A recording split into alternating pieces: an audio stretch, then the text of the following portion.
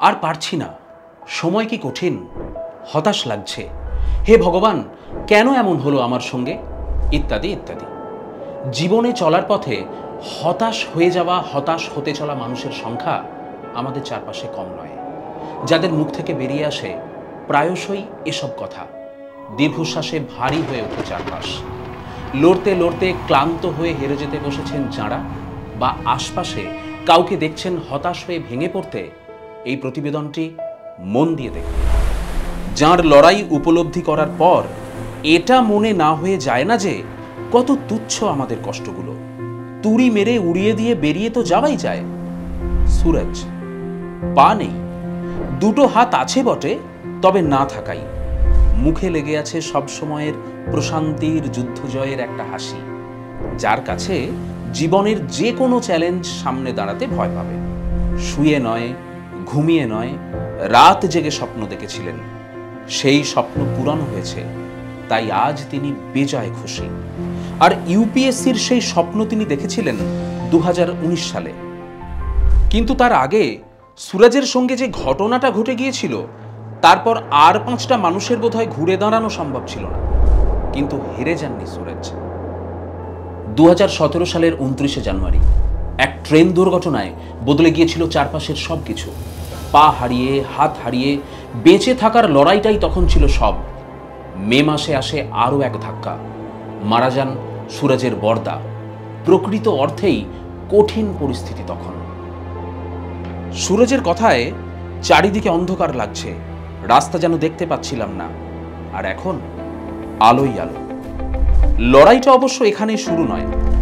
দর্জির কাজ করে অতি কষ্টে সংসার চালাচ্ছেন বাবা, আর নুন আনতে পান্তা ফুরোনো সেই সংসারে স্বপ্ন দেখা এক কিশোরের লড়াইটা যে কত কঠিন, সুরজের কথায় ফুটে উঠছিল তা। ক্লাস 12-এ পড়েছেন স্থানীয় স্কুলে, সিবিএসই বোর্ড। অবাক করার মতো তথ্য দিয়ে সুরজ জানিয়েছেন, ক্লাস 12-এ পাশ করেননি তিনি। পরে 2014 সালে উত্তরপ্রদেশ থেকে বোর্ডের পরীক্ষা দেন ও পাশ করেন। তবে সংসারের অবস্থা দেখে পড়াশোনার প্রতি আগ্রহ হারিয়ে ফেলেছিলেন। কাজ নিয়ে নেন বেসরকারি এক সংস্থায়, দিল্লিতে। চাকরি করছিলেন, ছোট ছোট শখ ছিল, সংসারে সাহায্য করার আর্তি ছিল। সব মিলিয়ে যা বেতন পাচ্ছিলেন, খুশি ছিলেন, জানিয়েছেন সুরজ। 2017 সালে ট্রেন দুর্ঘটনার পর পুরোপুরি বদলে যায় জীবন। 1 বছর বাড়িতেই ছিলেন সুরজ। কোনো কিছুই করতে পারতেন না তিনি, কারো সাহায্য ছাড়া। সব অন্ধকার ছিল। তারপর ভেবে নেন, ছোট ঘটনাই তো, হেরে যাওয়া কেন। শুরু করেন আবার। প্রথমে স্নাতক হন জেএনইউ থেকে, আবার নতুন করে স্বপ্ন দেখার শুরু। ইউপিএসসির স্বপ্ন দেখাও এভাবেই। জেএনইউ থেকে ইউপিএসসির কথা জেনেছিলেন তিনি। তার কাজ তিনি করবেনই, এ কথাটা বারংবার নিজেকে বলেছেন। 5 বছরের চেষ্টা আর সব কিছু ভুলে গিয়ে লেগে থাকা, তারই ফলে সাফল্য। ইউপিএসসিতে 917 ক্রমতালিকায় নাম ছিল তার। এতেই খুব খুশি সুরজ। তবে প্রথমবারের চেষ্টায় নয়, দ্বিতীয়বারের চেষ্টায় পেয়েছেন। আর সুরজ কতটা আত্মবিশ্বাসী আর খুশি তা বলে দেয় তাঁর মুখের হাসি। যোগ আর বাস্কেটবল, কাজের পাশাপাশি জীবনে এগিয়ে যেতে এই দুটোই অক্সিজেন যোগায় সুরজকে। মনে কখনো আসতে দেননি তিনি শারীরিক প্রতিবন্ধী। প্যারা অলিম্পিক্সে দৌড়ানোর ইচ্ছেও আছে সুরজের। যারা প্রতিদিন বা কখনো না কখনো হেরে যাচ্ছেন, হেরে যাওয়ার কথা ভাবছেন, তাদের জন্য একটাই বার্তা সুরজের: জয়ের আগে হেরে যাওয়া নয়, লেগে থাকলেই সাফল্য। চ্যালেঞ্জ আসবে, টপকে যাওয়াটাই চ্যালেঞ্জ। আর মজায় থাকতে, আনন্দে থাকতে পরামর্শ দিচ্ছেন।